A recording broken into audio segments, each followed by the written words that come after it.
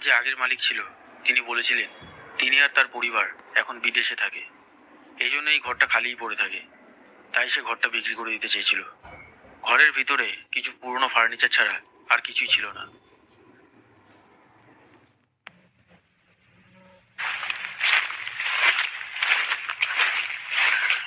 ঘরের ভিতরে এসে আমি পায়েলকে জিজ্ঞাসা করলাম, কি গো, কেমন লাগলো বাড়িটা? হ্যাঁ, খুব সুন্দর। পায়েলকে দেখেও মনে হচ্ছিল ও অনেক খুশি ছিল।